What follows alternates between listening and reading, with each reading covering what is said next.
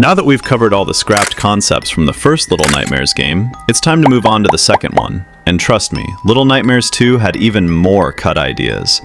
This video is going to be a bit longer because the developers clearly poured tons of work into the sequel. Before we dive in, don't forget to like and subscribe. It really helps push the channel and reach more Little Nightmares fans. Everything starts with Mono, whose journey once began in a completely different way. Early material places him on the shoreline of the Pale City, lying unconscious in front of a TV that may have transported him there. Even his nightmares originally focused not on the hallway and mysterious door we know today, but on the Black Tower itself, with the Thin Man slowly approaching him, mirroring how Six dreams of the lady in the first game. His design reflected these darker ideas, a black string tied around his head like the experimental children, and pale blue skin that may have hinted too strongly at his connection to the Thin Man, a detail developers likely chose to hide until the end. Six also carried many scrapped concepts that would have colored her role differently. Early models depict her with extremely long hair, or clean, straight hair paired with white underclothes, almost like her Very Little Nightmares appearance. Her journey was meant to echo her past. She would have suffered hunger again, and Mono might have discovered her inside a refrigerator, eating quietly in the dark. Their first meeting was supposed to happen in an apartment in the Pale City, the same place she would discover her yellow raincoat, long before the store sequence we know today. And just like Mono's introduction, this location strongly resembles the bedroom where the Thin Man ultimately takes her, suggesting a much tighter narrative loop.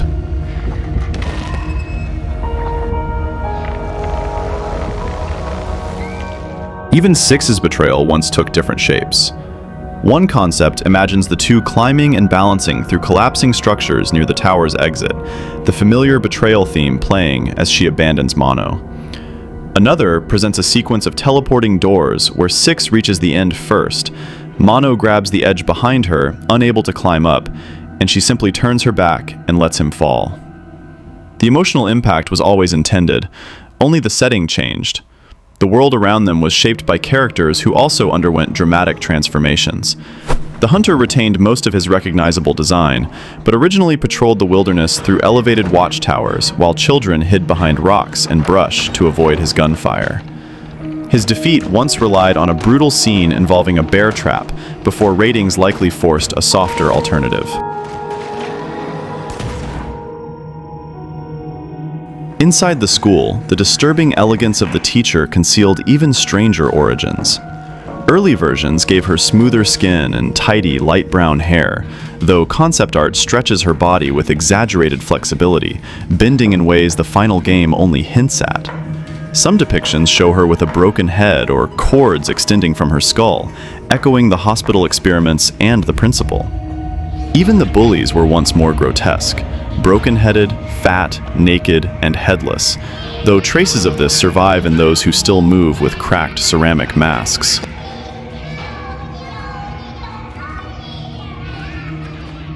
The hospital reveals another layer of what the sequel could have been. Patients once came in an unsettling range of forms: limbless bodies sliding on crutches, half-formed humans missing pieces of their heads, and figures wearing hospital gowns with nothing underneath. Concept art shows them gathering in empty rooms to watch a single television, suggesting that the obsession seen in the Pale City was once meant to begin here. The Doctor's own concept work paints him as even more monstrous: a sagging face, a body slithering across a chaotic pile of stacked furniture, and even a courtroom demonstration where he operates on a patient, observed by an unseen audience.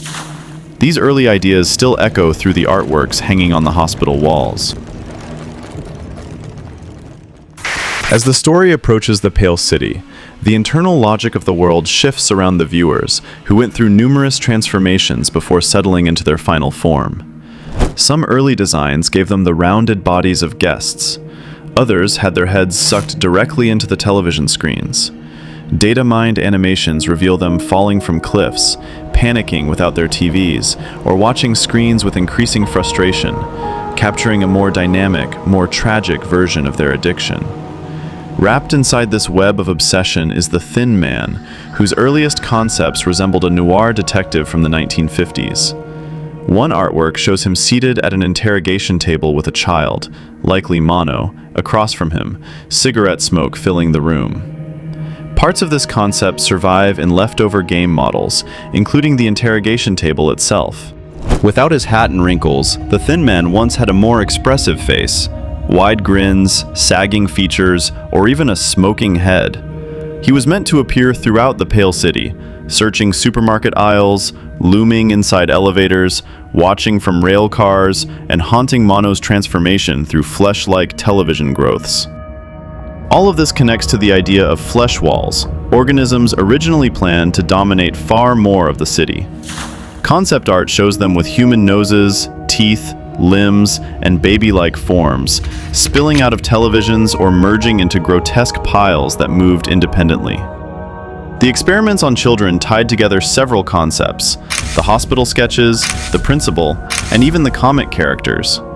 Early designs show children with appendages growing from their heads, enabling them to connect to televisions. Photographs in the hospital reference these ideas, suggesting they were once deeply woven into the overarching plot.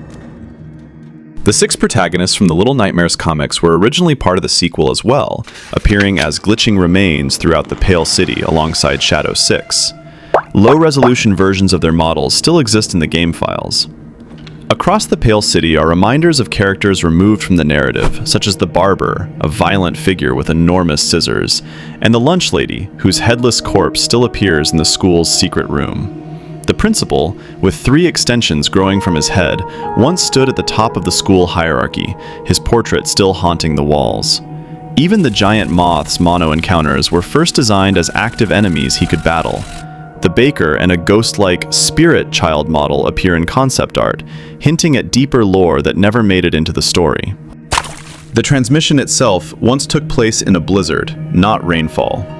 Mono dragged 6 through the storm toward the tower, which was brighter, cleaner, and less decayed in early concepts. Inside, headless humanoids would chase Mono as he guided Monster 6 through the shifting corridors.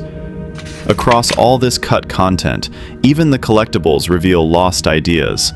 A gas mask, a Native American bonnet, a TV mask, and the wax bellman's mask, Tarsier's personal favorite among the scrapped designs. And that concludes everything the developers cut from Little Nightmares 2. With this much scrapped content, the game could have been longer than Red Dead Redemption 2. But honestly, I'm still happy with what we got, even if I'm hungry for more. If you enjoyed this deep dive, let me know in the comments which cut idea you wish was in the final game, and in the next video, I'll be covering the 3rd game's scrapped concepts, so thanks for watching, and I'll see you in the next one.